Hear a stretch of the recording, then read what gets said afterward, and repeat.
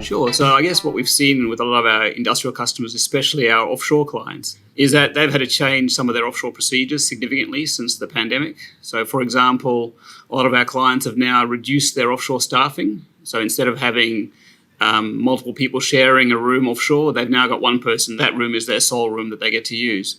So they've had to reduce their workforce by maybe to half or even a third of what it was previously.